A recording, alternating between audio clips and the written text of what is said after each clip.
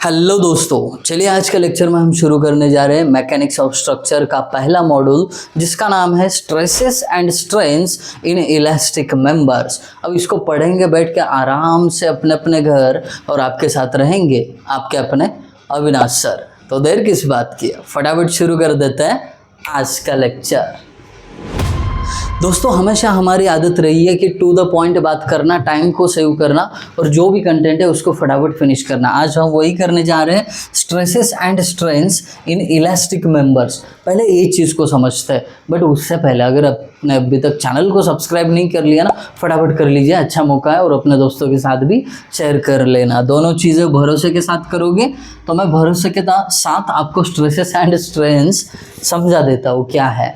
देखिए, स्ट्रेस और स्ट्रेन पूरी डिटेल में समझने वाले हैं, बट ये स्ट्रेस एंड स्ट्रेन कौन से मेंबर का निकालना है? इलास्टिक मेंबर का। अब ये इलास्टिक मेंबर मतलब क्या, समझा देता हूँ आपको। स्ट्रेस और स्ट्रेन निकालने के लिए हर समय मेंबर ऐसा ही सिलेक्ट करना है जो क्या हो, इलास्टिक हो। अब इलास्टिक माने तो कैसा, देखिए ये मेंबर है, ओके।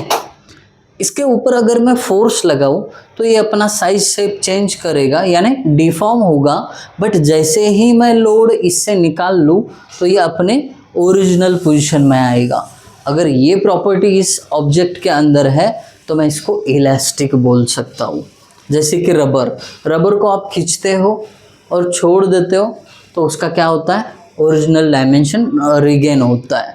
वैसे ही स्टील मेंबर्स वगैरह जो है, आँखों से आपको इतना ज़्यादा समझ में नहीं आएगा, बट उनका स्लाइट डायमेंशन चेंज होता है। बट उनसे लोड रिमूव किया जाए तो फिर वापस भी आता है। तो ऐसे ही अपना प्राइम इम्पोर्टेंट मटेरियल रहेगा वो स्टील बार रहेगा। तो चलिए हम शुरू करते हैं समझने से types of stresses and strain.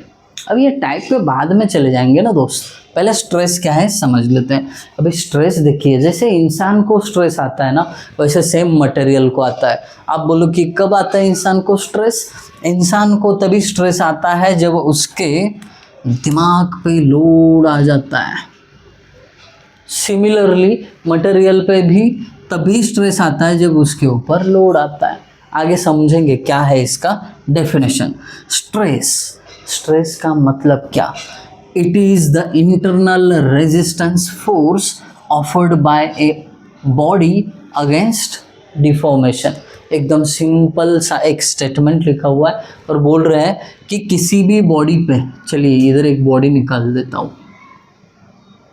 अगर आप इस पे ऐसे एक्सटर्नल फोर्सेस लगा रहे हो, जिसको पीपी कह सकते हैं हम, जैसे ही आपने इस पे ऐसे एक्सटर्नल फोर्सेस लगाए और खींचने की कोशिश की, तो अब उसी समय ये जो बॉडी है, ये ऑब्जेक्ट है, बोलेगा कि भाई साहब मेरा जो ओरिजिनल साइज शेप जो भी है ना, उसको मुझे नहीं बदलना है।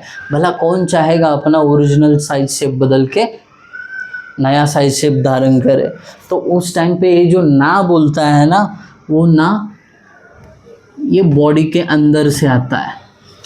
भले आप बाहर से फोर्स लगा रहे हो, बॉडी का एक अंदर भी फोर्स जनरेट होता है कि बोलता है मुझे साइज शेप नहीं चेंज करना है। तो वो ना वाला जो इंटरनल रेजिस्टेंस फोर्स है, उसी को क्या बोलते हैं हम? स्ट्रेस बोलते हैं भाई साहब। आई बात समझ में? ये स्ट्रेस मतलब लोड पर यूनिट एरिया। जैसे कि आपका ये बीम है, ठीक है। अब इस बीम के एक पर्टिकुलर सेक्शन पे आपको स्ट्रेस निकालना है। मानो कि यहाँ पे निकाल रहे हो स्ट्रेस, तो आपको क्या करना है, यहाँ पे लोड कितना आ रहा है ये पता होना चाहिए, अपॉन ये एरिया जो लिखा है ना मैंने यहाँ पे, ये क्रॉस सेक्शनल एरिया है। क्रॉस सेक्शनल मतलब ये वाला एरिया। इतना सिंपल है। आ गई बात दिमाग में? यहाँ पे लोड क्या है और एरिया क्या है, दोनों चीज़ें मैंने यहाँ पे समझा दी है। अब चलते हैं इसके टाइप्स पे। ज़्यादा अपन डीप में नहीं चले जा रहे, क्योंकि आपने डिप्लोमा में भी ये चीज़ को पढ़ा है। जो फर्स्ट ईयर से आए हैं उनको भी पर्याप्त एक्सप्लेनेशन दिया हुआ है। आगे बढ़ते हैं टाइप्स ऑफ स्ट्रेस में। अब यहाँ पे ये डिनोट किया जाता है सिग्मा से, लोड पी से, एरिया ए से। ये तो बताने की बात हुई नहीं, आप समझ जाओगे, समझदार हो। न्यूटन पर mm² उसका मेजरिंग यूनिट होता है। हमेशा जो भी वैल्यू लिखोगे ना उसका मेजरिंग यूनिट होना बहुत ज़रूरी है, अदरवाइज जो भी काम करोगे उसका कोई मतलब ही नहीं बनेगा। डन। आगे बढ़ता है। टेंसाइल स्ट्रेस, ये स्ट्रेस का पहला टाइप है, सिंपल है। ये जो स्ट्रेस है generated due to two equal and opposite pull forces. किसी भी ऑब्जेक्ट को दोनों तरफ से इक्वल फोर्सेस के साथ पुल किया जाएगा तो जो स्ट्रेस जनरेट होगा उसको टेंसाइल स्ट्रेस बोलते हैं। डायग्राम में भी दिखाया है मैंने। ये क्या कर रहे हैं, ऑब्जेक्ट को दोनों तरफ से पुल कर रहे हैं। पुलिंग फोर्सेस के कारण जो भी स्ट्रेस आ रहा है उसको हम क्या बोल रहे हैं, टेंसाइल स्ट्रेस। That's it. बात को यहीं पे रफा दफा करते हैं। आगे बढ़ते हैं। कॉम्प्रेसिव स्ट्रेस, बोलिए। कॉम्प्रेसिव स्ट्रेस बिल्कुल उल्टा ऑफ टेंसाइल स्ट्रेस। देखिए यहाँ पे आपको कोई भी चीज़ याद रखने की ज़रूरत नहीं है, एक बार आप समझ गए ना तो समझदारी का काम पेपर में अच्छे तरीके से उतरता है। समझोगे तो याद रखने का सवाल ही नहीं है ना, वो बाय डिफ़ॉल्ट याद हो जाता है। ठीक है। कॉम्प्रेसिव स्ट्रेस एक प्रोसीजर है, प्रोटोकॉल है, तो पढ़ के दिखाता हूँ। Generated due to two equal and opposite push forces. बातें कौन सी याद रखनी है, दो इक्वल एंड अपोजिट होने चाहिए। एक ही तरफ सब फोर्सेस लगेंगे तो क्या फ़ायदा दोस्त। जैसे कि अगर यहाँ पे ये फोर्स इधर लग रहा है तो ये भी फोर्स उल्टा इधर ही लगना चाहिए ना, तो ही स्ट्रेस डेवलप होगा। मतलब इनका इक्वल होना भी ज़रूरी है और अपोजिट डायरेक्शन में होना भी ज़रूरी है। अब ये पुश फोर्स रहेगा तो कॉम्प्रेसिव स्ट्रेस जनरेट करेगा। यहाँ पे इस बात को ख़त्म कर देते हैं। आगे बढ़ते हैं हम शियर स्ट्रेस के ऊपर। इस पे थोड़ा सा ध्यान देने वाले हैं हम। देखिए ये क्यों जनरेट होता है। It is generated due to two equal and opposite forces. बात तो यहाँ तक सेम है, equal and opposite forces along the surface. भाई साहब यहाँ पे अचानक से एकदम बात बदल गई, जज्बात बदल गए, डेफिनेशन भी बदल गया ना दोस्त। डेफिनेशन इसलिए बदल गया क्योंकि अब फोर्स जो लग रहा है ना मेरे दोस्त, ये फोर्स अलोंग दी सरफेस है। दोस्त तो सरफेस नहीं समझता, ये मत कह कि मुझे सरफेस नहीं समझ में आता है। डिग्री डिप्लोमा जो भी चल रहा है छोड़ना पड़ेगा। देख ये ऑब्जेक्ट है, इसका सरफेस है रही है, ये देख, ठीक है। ये इसका दूसरा सरफेस है। और मैंने बात ये कही थी कि इक्वल एंड अपोजिट, ये देखिए इधर भी जाने वाला पी है, उधर भी जाने वाला पी है। बकायदा चेंज इतना ही है, ये अलोंग द एक्सिस लग रहे थे ना, ये सरफेस पे लग रहा है। Got it. अगर फोर्सेस सरफेस पे है और एक दूसरे की अपोजिट डायरेक्शन में जा रहे तो दोस्त हमेशा ध्यान में रखना कि वो जनरेट करेगा क्या, शियर स्ट्रेस। कैसे होगा ये बॉडी का बदलाव, ये बॉडी, ये देखिए अब ये फोर्सेस गए ऐसा है ना, फिर ये इधर खींचेगा कुछ इस प्रकार, तो ये बॉडी नया शेप ऐसा करेगी, है ना, इधर पी। तब जाके हम बोलते हैं कि शियर स्ट्रेस डेवलप हुआ है। Got it. बात तो पते की बोली है, यही पे रफा दफा कर देता है। आगे बढ़ते हैं स्ट्रेन के ऊपर। समय कम है, टू द पॉइंट बात करना है, तुरंत शुरू करता हूँ। अगर आपको लगता है कि मुझे ब्रेक लेना है, पॉज करो, पानी पी लो, फिर से वापस शुरू। स्ट्रेन क्या है, देखिए जनरली बहुत सारे बुक्स में ऐसा दिया है कि when the body is subjected to force it undergoes the deformation and that deformation is called strain. But मैंने इसको बहुत ही आसान लैंग्वेज में बता दिया है।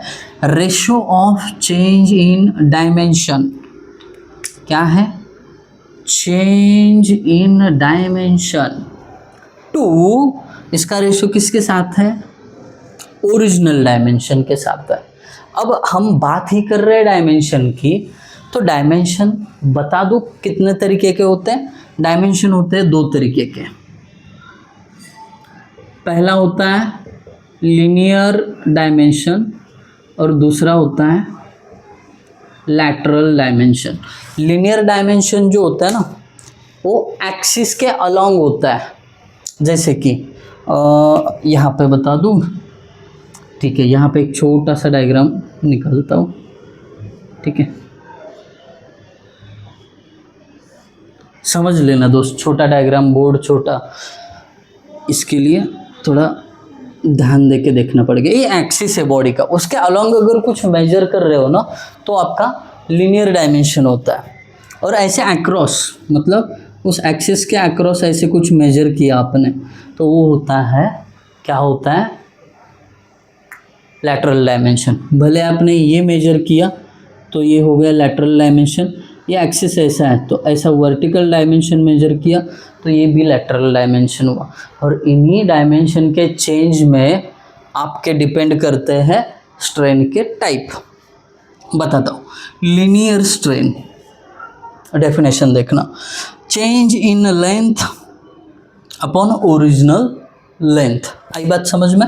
मतलब लेंथ में अगर कुछ बदलाव हो रहा है, मतलब लीनियर डायमेंशन में कुछ बदलाव हो रहा है तो उस स्ट्रेन को हम लीनियर स्ट्रेन बोलेंगे। दैट्स इट, एकदम सिंपल है। अगर फॉर एग्जांपल बताना है तो ऐसे होगा, देखो ये स्टील बार है, ऐसा गोल रहता है स्टील बार, इस पे अगर आपने फोर्सेस लगा दिए दोनों तरफ से तो इसका डायमेंशन ऐसे दोनों तरफ से बढ़ेगा, है ना।